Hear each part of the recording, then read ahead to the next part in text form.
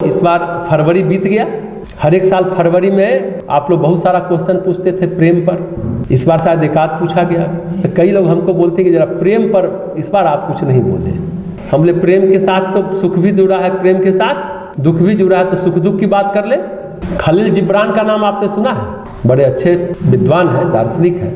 वो प्रेम के बारे में क्या कहते हैं? महिला दिवस है जो प्रेम की प्रतिमूर्ति होती है नारी, भाव भरे जीवन से सभी अभाव मिटाती है, सुगढ़ परिवार बनाती है, जो अभी हम लोगों ने गाया। खलील जिब्रान कहते हैं कि प्रेम को तब तक अपनी गहराई का पता नहीं चलता जब तक कि प्रिय से विदाई का क्षण नहीं आ जाए, तब तक प्रेम को अपनी गहराई का भी पता नहीं चलता। प्रेम की गहराई मालूम है क्या है? विदाई के क्षणों में अलग होने की अनुभूति न हो। अगर गहराई को समझने की बात कीजिए, खलील जिब्रान ने अपने ढंग से अपनी बात कही, अब इसकी व्याख्या करिए। अगर विदाई के क्षणों में अलग होने की अनुभूति न हो, अगर गहराई है, प्रेम की गहराई समझ में आता है जब अलग हो, ऐसा खलील जिब्रान ने कहा। और हम कहते हैं अगर गहराई हो तो अलग होने की अनुभूति नहीं होगी। अगर गहराई है तो प्रेम आपको एकात्मता देता है। ये मिलन और विरह की घटनाएं क्या है? मिलन और विरह की घटनाएं परिस्थिति की है, परिवेश की है, प्रकृति के बाह्य जगत की है। और प्रेम कहाँ का है? प्रेम बाह्य जगत की घटना नहीं है, प्रेम भाव जगत की घटना है। भाव तो अंतर मन में है ना, तो कौन कहाँ अलग हुआ? परिस्थिति में आप एक दूसरे से अलग हो रहे हैं। देखिए, प्रेम को समझने की कोशिश करिए। प्रेम भाव जगत का है और ये मिलन और विरह प्रकृति के बाह्य जगत का है। विरह और मिलन कह सकते हैं कर्म जगत का है। जब तक कर्म है तब तक आप लोग साथ हैं, फिर अलग हो गए। किसी की शादी हो गई तो ऐसा नहीं है कि पत्नी मायके नहीं जाएगी, और नहीं भी गई तो उसे प्रेम थोड़ा ही घट जाता है अगर गहरा प्रेम है तो। हाँ, प्रेम अगर देह तक ही है तो फिर अलग होना महसूस होगा। देह तो केवल हमारे प्रियजन का परिचय होता है, प्रेम का परिचय नहीं होता। देह मालूम है क्या है?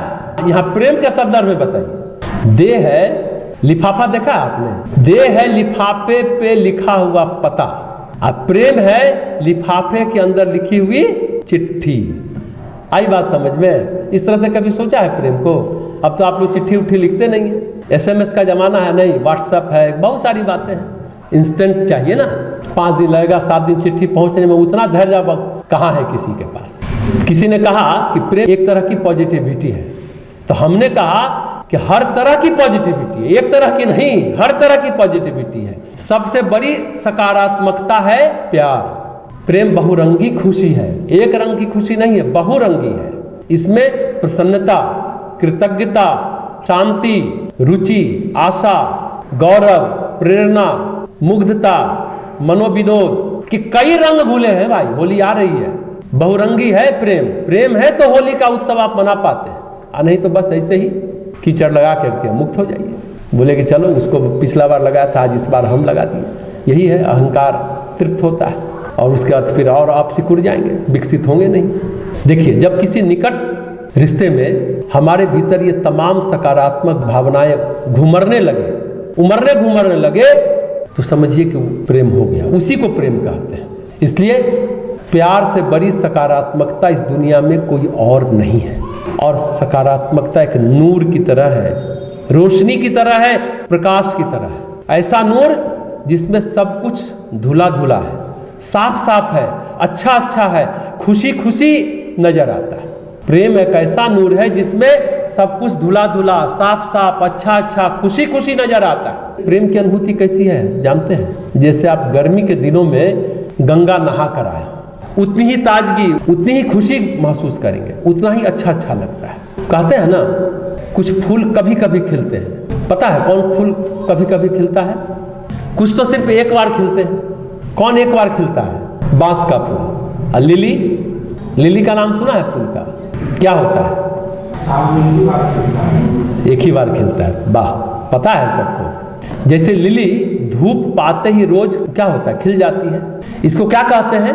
हेलियोट्रॉपिक इफेक्ट। इसी तरह का इफेक्ट जो है ना, धूप पाते ही कह सकते हैं कि जैसे लिली खिलता है, आपका मन भी खिल जाता है। मतलब आप अपने धूप की ओर मुड़िए, अपने खुशी की ओर मुड़िए।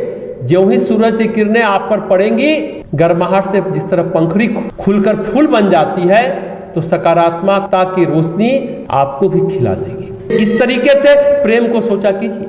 कभी कभी लेकिन कोई ऐसी घटना घट जाती है जो आपको हंसा देती है, खुशी के चरम तक पहुंचा देती है। लेकिन एक बात बताइए, समझिएगा, हंसी क्या है? हंसी हमेशा सामाजिक होती है। वैसे आप अकेले भी हंस सकते हैं, अकेले भी लोग मुस्कुराते हैं, पर जब दूसरों के साथ मिलकर के हंसते हैं उसकी बात कुछ और होती है। सच कहिए तो हंसी को हम तो संक्रामक मानते हैं, इन्फेक्शन फैलाने वाला। एक हंसा, पता भी नहीं दूसरा भी हंसा, नहीं हंसा। जैसे हमने कहा ना, खरबूजे को देखकर खरबूजा रंग बदलता है। एक गया लघु शंका तो सबको लघु शंका लगा, खरबूजे को देख के खरबूजा रंग बदलता है। हंसी भी उसी तरह है। हाँ, जब हम खुश होते हैं तो हंसना चाहते हैं और दूसरों से जुड़ना चाहते हैं, यानी उनके साथ हम अपनी खुशी को बांटना चाहते हैं। यह है प्रेम की एकात्मता की बात, प्रेम की गहराई की बात, सकारात्मकता की बात। यह है प्रेम। हाँ, एक बात है, इसके विपरीत क्या होगा? हमने सुख दुख की बात की। जिसके दिल में इच्छाएं बहुत हैं, यानी हसरतें ज्यादा हैं, क्या होगा? उसके दिल की टूटने की संभावना ज्यादा होगी, उतनी ही अधिक होगी जितनी हसरतें हैं, जितनी इच्छाएं हैं, जितनी कामनाएं हैं। ये जो दिल टूटने की घटना है, उस दृश्य का नाम क्या होगा? दुख है ना। लेकिन जीवन में कोई दुख चाहता है क्या? कोई दुख नहीं चाहता, सबको खुशी की चाहत है। लेकिन एक बात ध्यान से सुनिए, दुनिया में ऐसा कोई सुख नहीं बना है जो अपने साथ दुख लेकर न आए। इसलिए लोग सही सलामत दिल के लोग मिलना बंद हो चुके हैं। आप जिसके कलेजे पर हाथ रखिए, भीतर से टूटा बिखरा हुआ महसूस होता है आज का इंसान। ये सत्य है, आज की क्रूर सच्चाई है। देखिए, सुख आने के कई रास्ते हो सकते हैं और दुख आने के भी कई रास्ते हो सकते हैं, लेकिन मुख्य मार्ग जो है ना, सुख की चाहत जो है, दुख उसी रास्ते से आता है। दरअसल सुख की हसरतें ही दुख का आधार। फिर दिल सलामत नहीं रह पाता, इश्क आपका सलामत नहीं रह पाता, सलामे इश्क नहीं हो पाता। लेकिन दरअसल प्रेम में हसरत नहीं होती, प्रेम में एहसास होता है। हसरतों का मतलब क्या? ये मिल जाए वो मिल जाए। तो एक बात बताइए, दहेज मांगने वाला पति पत्नी से प्रेम कर सकता है क्या? हसरतें कुछ ऐसी ही हैं। प्रेमी अपने प्रियतमा से दहेज की मांग कर रहा हो, दहेज की मांग ही हसरतें हैं। सच्चा प्रेमी तो प्रियतमा के प्रेम में निमग्न हो जाता है, निमग्न होना चाहता है, डूबना चाहता है। प्रेम तो ऐसा है कि लैला मजनू को मरने पर भी खुशी ही मिलती है, दुख नहीं मिलता। प्रेम बहुत गहरा और गाढ़ा है। प्रेम इसलिए आध्यात्मिकता का एहसास है, सांसारिकता का नहीं। जहां सांसारिकता के सारे एहसास खत्म हो जाते हैं, एक शुद्धतम भाव प्रकट हो जाता है, वहां प्रेम का प्रकाश फैलता है। इसलिए हसरतें, चाहतें, इच्छाएं, अपेक्षाएं, ये प्रेम के ढांचे में नहीं आता, प्रेम के स्ट्रक्चर में वो फिट नहीं बैठता।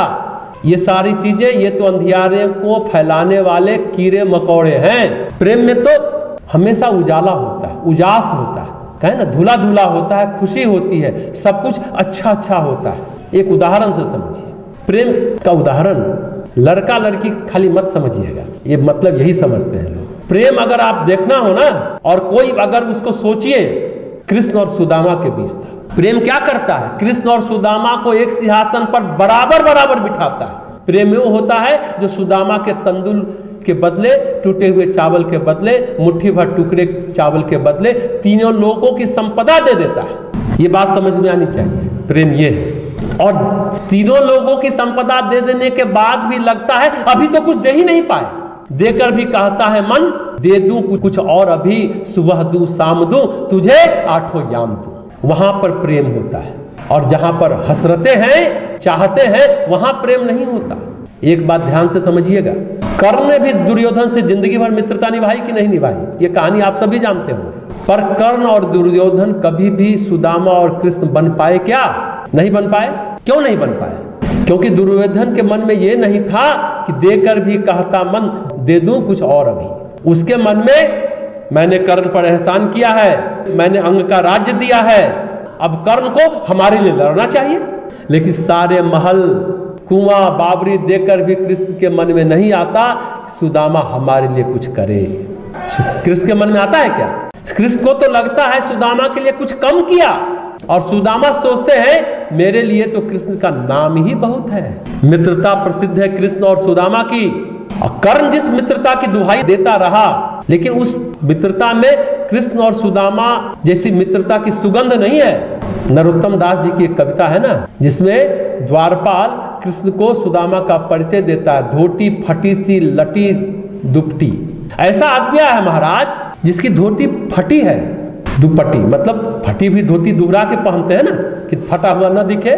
धोती फटी है, लटी है, लटी मतलब लत्ता समझता है, कपड़ा लत्ता बोलते हैं ना जी। लत्ता मतलब ऐसा है कि कपड़ा लत्ता बन गया है। देखिए एक एक शब्द देखिए, धोती फटी सी लटी दुपट्टी।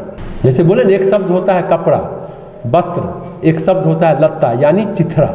उसी से हम लोग यहाँ कुछ बनाते हैं ना, क्या बनाते हैं? खेंडा, फटी हुई वही लत्ता से, चिथरा से। अब तो इन शब्दों पर कोई विचारता भी नहीं, सोचता भी नहीं होगा, लेकिन चलिए इस बहाने आप सोच लीजिए। इतना चिथरा हो गया कि लत्ता बन गया। अरु पाए कि नहीं सामा द्वार खरो द्विज दुर्बल एक। वो द्वार पर एक दुर्बल निर्बल खड़ा है और पूछत दीन दयाल के नाम। महाराज आपके नाम का पता पूछ रहा है। बतावत अपनो नाम सुदामा, और अपना नाम सुदामा बता रहा है। अब देखिए, अब नरोत्तम दास जी कृष्ण की प्रतिक्रिया सुनाते हैं। सुदामा नाम पांडे सुनी, छाए ऐसे जैसे जी की गति जाने की। कृष्ण बैठते हैं सिंहासन पर, कृष्ण दौड़ पड़े, होश ही नहीं रहा, तन मन का होश नहीं रहा, न तन का न मन का होश रहा, अपना आपा भुला गए, जी की मति गति भूल गए कि वो राजा है द्वारिका के, स्वयं को भूल गए। कृष्ण दौड़ पड़े, होश नहीं रहा। दुर्योधन न तो कृष्ण बन सका और कर्ण न तो सुदामा बन सका। क्यों? कर्ण को अंगराज जो दुर्योधन से मिला था वो उसके नीचे दबे रहे, उस एहसास के नीचे कि दान में मिला है। फर्क समझिएगा। सुदामा के पास खाने को कुछ नहीं था, टूटी हुई चावल मांग कर कृष्ण को खिलाते हैं और कृष्ण बड़े चाव से खाते हैं। फर्क समझिए। सुदामा के पास कुछ नहीं है, फिर भी कुछ वो देते हैं। मेरे पास कुछ नहीं है, लेकिन सुदामा को आत्महीनता का बोध नहीं है। सुदामा की पत्नी उनको कहती है, अरे कुछ नहीं है खाने को पकाने को, तो सुदामा कहते हैं, औरन को धन चाहिए बाबरी, बाभन को धन केवल भिक्षा। बहुत अच्छी बात कहते हैं। अन्य को बहुत धन चाहिए, जो ब्राह्मण है उसका धन तो केवल और केवल भिक्षा है। सुदामा कंगाल होते हुए, हीन होते हुए, गरीब होते हुए दरिद्र नहीं है, ब्राह्मणत्व उनके अंदर जिंदा है। और कर्ण तो भरे पूरे घर का पुत्र था। कर्ण के पिता अधिरथ धृतराष्ट्र यानी राजा का सारथी यानी ड्राइवर था, उसके पास कोई कमी नहीं थी, सुत पुत्र होने का, लेकिन कॉम्प्लेक्स था। कर्ण में आत्महीनता थी। सुदामा के पास क्या था? मतलब फूटो तना और टूटो कठौती, यही था। सुदामा के पास कुछ भी नहीं था। कुछ होता तो क्यों सुदामा की पत्नी बोलती जाओ अपने मित्र से मांग करके ले आओ? कुछ नहीं था। अगर कोदो समा का नाम जानते हैं? अगर कोदो समा भी भरपेट मिलता तो काहे को द्वारिका ठेल पठौती, सुदामा की पत्नी बोलती है। कोदो समा कैसा अनाज है पता है? गेहूं चावल तो उपजाया जाता है ना, कोदो समा एक ऐसा अनाज है जो बिना उपजाए उग जाता है, घास फूस की तरह। आपको अगर अन्न होता तो हम क्यों भेजते द्वारिका? चावल तो छोड़ो, कोदो समा भी मिल जाता खाने को भरपेट तो आपको क्यों भेजती? पर सुदामा में आत्महीनता नहीं है। जिस कर्ण के पास सब कुछ है वो कहता है मेरे पास कुछ भी नहीं है। आत्महीनता इसी को कहते हैं। उसको क्यों ऐसा लगता था? वो राजवंशियों के बीच में अपने को छोटा महसूस करता था। राजवंशियों के बीच में कौन? कर्ण। उसको लगता था कि हम छोटे हैं इन लोगों के बीच में। यही आत्महीनता, अपने को कुलहीन वंशहीन महसूस करता था। लेकिन सुदामा गरीब होकर भी अपने को धनहीन नहीं महसूस करता था, आत्महीन नहीं महसूस करते थे। उनके ब्राह्मणत्व का ये गौरव है, ब्रह्म जैसी चर्या है, ब्रह्म तत्व उनके पास है। आप भले भिक्षा मांगने को आप भिखारी कहिए, आप कुछ भी कह सकते हैं, लेकिन वो अपने आप को ब्रह्मविद्ता मानते थे। भिखारी और भिक्षुक का फर्क जानते हैं? हमने बताया था शायद कभी। भिखारी दर दर भीख मांगता है, पर ब्राह्मण और या कहिए बुद्ध भगवान का भिक्षुक दिन भर में केवल 3 घर मांगता है, चौथा घर नहीं जाता। नहीं मिलता तो पानी पीकर सो जाता है, चौथा घर नहीं तलाशता है। यही फर्क है ब्राह्मण और भिखारी में, भिक्षुक और भिखारी में। 3 घर जाना है, मिल गया अच्छी बात, नहीं तो परमात्मा की मर्जी समझ करके पानी पीकर सो जाता है। दुर्योधन और कर्ण तो शराब पीते थे, रास रंग रचाते थे, और आज के मित्र लोग भी क्या करते हैं? पार्टी करते हैं ना, लेकिन कृष्ण और सुदामा मिलते थे तो क्या करते थे? पार्टी मनाते थे, पब जाते थे, डिस्को जाते थे। कृष्ण और सुदामा सत्संग करते थे, शास्त्र चर्चा करते थे, गुरुकुल की बात होती थी। सुदामा और कृष्ण में गाढ़ी मित्रता होते हुए भी हास विलास की मर्यादा को नहीं लांघते थे। ब्रह्मचर्या का संबंध था उन दोनों के बीच में, सिर्फ हास विलास का संबंध नहीं था, मर्यादा थी। दूसरी कथा भी है कृष्ण और अर्जुन के बीच। अर्जुन तो राजवंश थे। पद्म पुराण में है कि दोनों मिलते थे तो चर्चा होती थी उपनिषद की, शास्त्रों की, ऋषियों के आने से सत्संग होता था, संसार की चर्चा नहीं होती थी। यह है पृष्ठभूमि अर्जुन और कृष्ण के बीच। जिस पृष्ठभूमि पर गीता कही गई वो पृष्ठभूमि अनेकों वर्षों पहले से चली आ रही थी, अनेकानेक वर्षों से चली आ रही थी। दुर्योधन कर्ण को अंक का राज दे सकता है, लेकिन बताइए दुर्योधन गीता का ज्ञान दे सकता है? दुर्योधन गीता का ज्ञान नहीं दे सकता, पर कृष्ण सुदामा के साथ ब्रह्मचर्चा कर सकते हैं और मित्र अर्जुन को गीता का उपदेश दे सकते हैं, पर दुर्योधन ऐसा नहीं कर सकता। तो हम लोग बात कर रहे थे किस चीज की? दुख की। बहुत कारणों से दुख होता है। दिल के टूटने से भी दुख होता है, अपनी प्रिय वस्तु के चोरी हो जाने पर भी दुख होता है। और ये बात है, देखिए दुख प्रिय वस्तु, प्रिय व्यक्ति, प्रिय घटना के बिछोह का होता है। प्रिय घटना आप कहेंगे क्या है?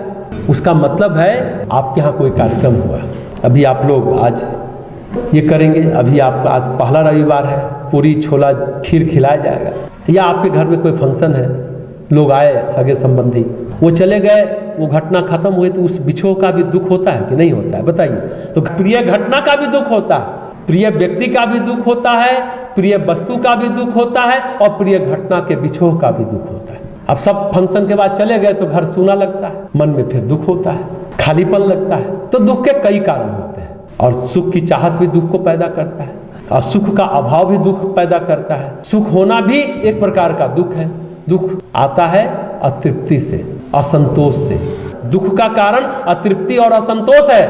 अगर रुपया सुख या दुख पैदा करता, आपको चाहत है, इसको चाहत है 10 रुपए की, इसको चाहत है 20 रुपए की, हमने दिया 15 रुपया, 10 रुपया वाला को 15 मिला तो खुश हो गया, आज जिसको 20 रुपए की चाहत थी उसको 15 ही मिला तो दुखी हो गया। रुपया अगर दुख सुख पैदा करता, 15 रुपया का दुख क्यों हो रहा है उसको? क्योंकि उससे चाहत था 20, तो दुख पैदा करता है, चाहत पैदा करती है ना अतृप्ति, असंतोष।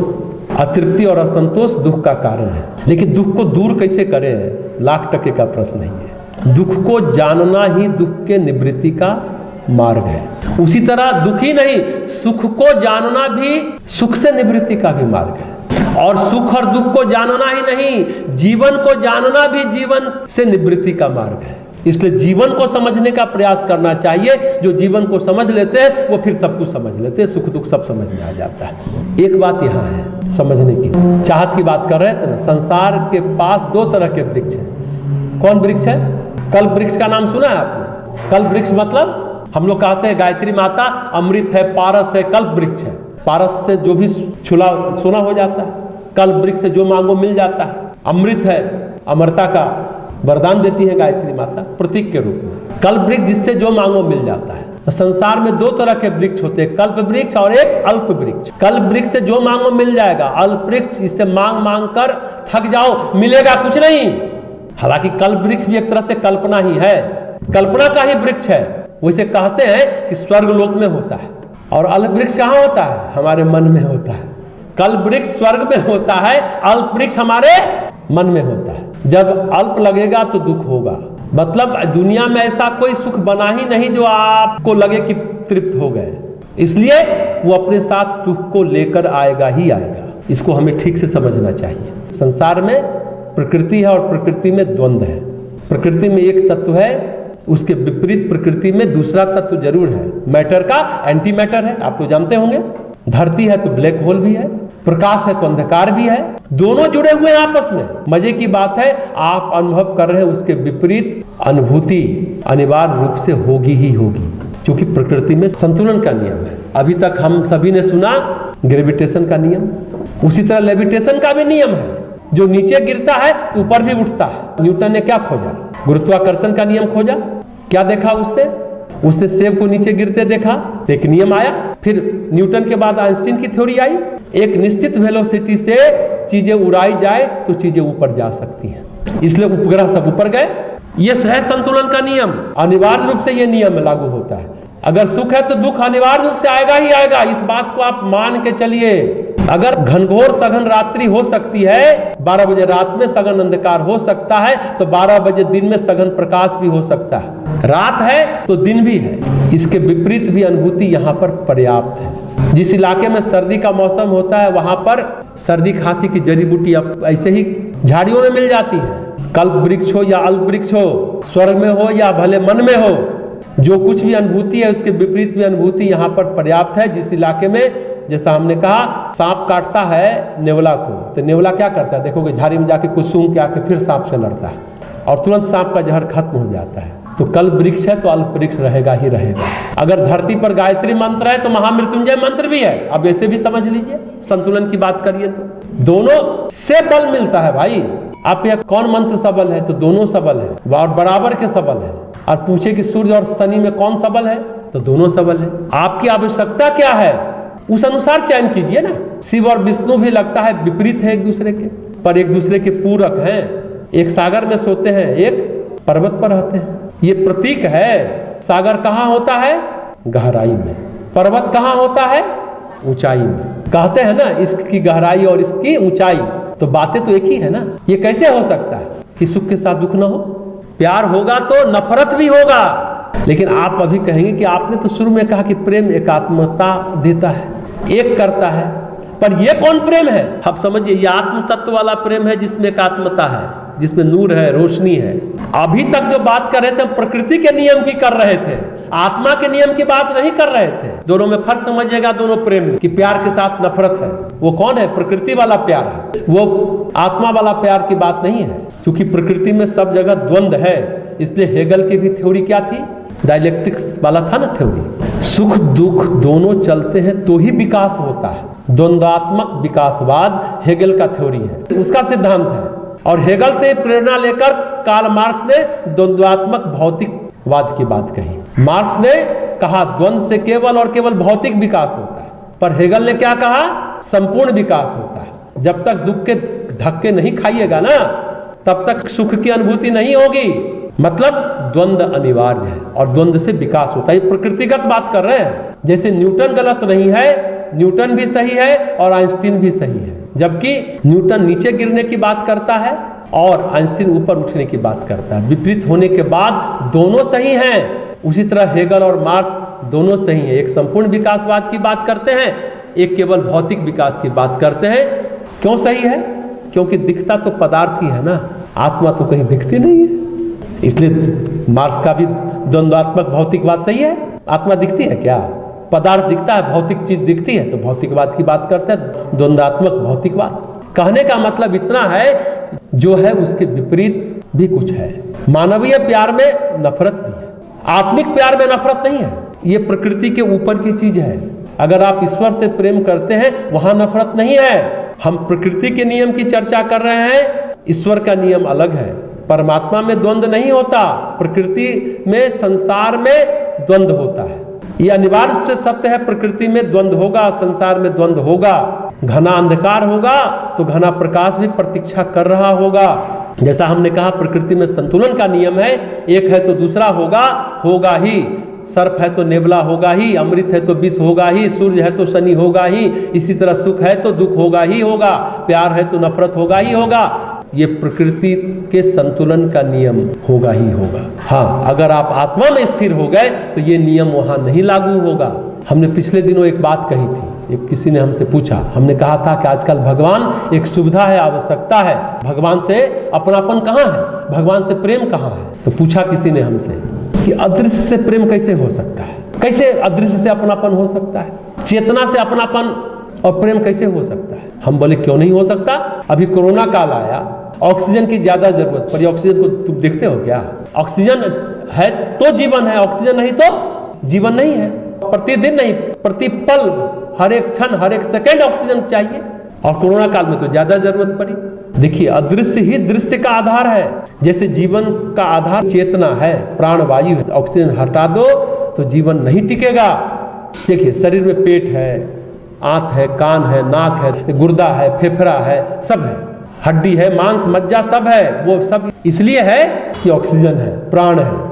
दृश्य को कोई आधार दे रहा है, दृश्य प्राण आपको नहीं दिखाई देता, ऑक्सीजन नहीं दिखाई देता, लेकिन दृश्य जो दिखाई दे रहा है, शरीर दिखाई दे रहा है, उसके पीछे प्राण तत्व है। अभी जो हम लोग संतुलन की बात कर रहे थे, तो दृश्य है तो अदृश्य भी है। अगर आप अदृश्य को इनकार कर देंगे तो दृश्य भी नहीं टिकेगा। और जहाँ तक अपनापन और प्रेम की बात है, तो गांव में एक कहावत है, हमारे मित्र के गांव की कहावत है, खाई मीठ की माई। आई बात समझ में? खाना मीठा है कि माई मीठी है? खाना अच्छा है या माँ अच्छी है? जवाब दीजिए। माँ अच्छी है। अच्छा, मतलब किससे प्रेम किया जाए, खाना से कि माँ से? बढ़िया प्रश्न है ये। खाना मीठा या माँ मीठी, खाना अच्छा या माँ अच्छी, किससे प्रेम किया जाए? अरे माँ है तब ना खाना है, तो आप किससे प्रेम करते हैं? देखिए, जो आपकी जरूरत है, आवश्यकता है, दुख में मदद करता है, जो मदद करता है तो उससे प्रेम हो जाता है। लेकिन एक बात, जो आपको अपना तब मानता है जब तक आप उपयोगी हैं। जहाँ सुविधा आवश्यकता है, हाँ, 1 साल बाद वहीं अपनापन महसूस होता है। जब ये महसूस हो जाता है कि इसके बिना सुविधा खत्म है, तो फिर वो क्या हो जाएगा?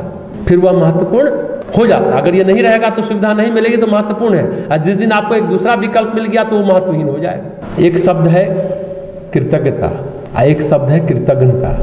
जो इंसान होता है वो कृतज्ञ होता है, जो शैतान होता है वो कृतज्ञ होता है। इंसान विविध प्रकार से प्रेम जताता है, लेकिन शैतान को सुविधा मिलेगी, आवश्यकता की पूर्ति हो गई, पर वो क्या कहेगा?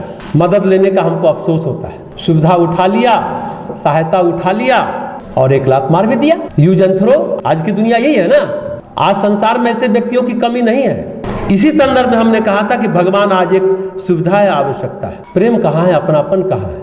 उसके बाद बात खत्म, सुविधा पूरी, बात खत्म, आवश्यकता की पूर्ति हो गई, बात खत्म, मतलब निकल गया तो पहचानते नहीं, यूं जा रहे हैं जैसे, गाना पता है, जैसे हमें जानते ही नहीं। तो आज दुनिया में ऐसे भी लोग हैं, भगवान को महसूस करते हैं अंतरंगता से, सोचते हैं सहजता से। ये पानी, ये धरती, ये हरियाली, ये आकाश, ये तारे, ये सूर्य, ये क्या है? ये जीवन की सुविधा है ना, उन्हीं के द्वारा है ना। जिस क्षण हमें इन सबों के अनुदान वरदान को हम महसूस करते हैं तो हमारे अंदर कृतज्ञता आती है, हम कृतज्ञता और प्रेम से भर जाते हैं, अपनापन हो जाता है। लेकिन ये सुविधा किसी फैक्ट्री या लेबोरेटरी से में पैदा नहीं की जा सकती। इसी तरह भगवान से प्रेम, भगवान के प्रति प्रेम से भर जाते हैं। हम शैतान की बात नहीं कर रहे, हम इंसानों की बात कर रहे हैं। हवा से भी प्रेम है और अपनापन है, इसलिए अपने यहाँ वायु देव कहा जाता है, जल को वरुण देव कहा जाता है, अग्नि को अग्निदेव कहा जाता है। शास्त्र में वायु सूक्त है, वरुण सूक्त मिलता है, अग्नि सूक्त मिलता है, अग्नि भी देव है। हमने इन सब का सम्मान करके इनके प्रति प्रेम प्रदर्शित किया है। हमारी संस्कृति में हमारे पूर्वजों ने अपनापन प्रदर्शित किया। अब प्रेम ही प्रदर्शित नहीं किया, उनकी पूजा भी की, उनको संरक्षित भी किया। और जब पूजन बंद हो गया, संरक्षण बंद हो गया, यानी यूज एंड थ्रो रह गया, तो प्रदूषण इतना बढ़ गया, पर्यावरण इतना संतुलित हो गया कि अब तो जीवन ही असुरक्षित हो गया, जीवन ही असुरक्षित होने लगा। हवा, पानी, अग्नि के संरक्षण की बात अब तो आप वैज्ञानिक भी करने लगे।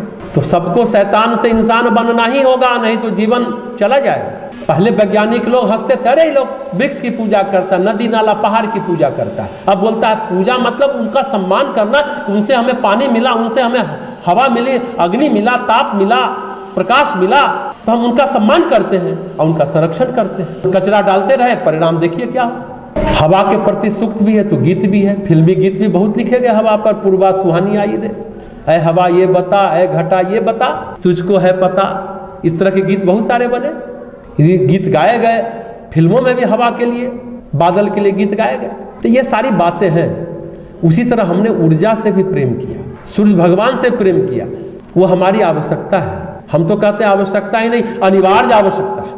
हम उन्हें जल चढ़ाते हैं। सूर्य धरती पर ऊर्जा के परम स्रोत हैं। सूर्य है तभी जीवन है, तभी बिजली है। सूर्य पृथ्वी पर ऊर्जा का आदि स्रोत है। उससे भी हमने प्रेम किया, उनके प्रति सम्मान व्यक्त किया, उनकी पूजा की। प्रेम का मतलब क्या है? जहाँ कृतज्ञता है, कृतार्थता है, वहाँ प्रेम जग जाता है। पर यह बात इंसानों के लिए है, शैतानों के लिए नहीं है। शैतानों को सहायता करेंगे तो वो आपको और मारकर खा जाएंगे। शैतान को प्रेम करना आता नहीं है ना, नहीं आता प्रेम करना, उन ऐसे व्यक्ति के लिए क्या कहा जाए। आप कुछ लोग कहते हैं कि अधिकांश पति को पत्नी से प्रेम नहीं है, बस पत्नी सुविधा और आवश्यकता है। ये बात पत्नियों के लिए भी कह सकते हैं कि पति केवल सुविधा और आवश्यकता है, प्रेम और अपनापन कहीं नहीं रहता वहाँ, कुछ लोग कहते हैं। तो उपनिषद भी कहता है पुत्र के लिए पुत्र प्रिय नहीं होता, अपने लिए प्रिय होता है।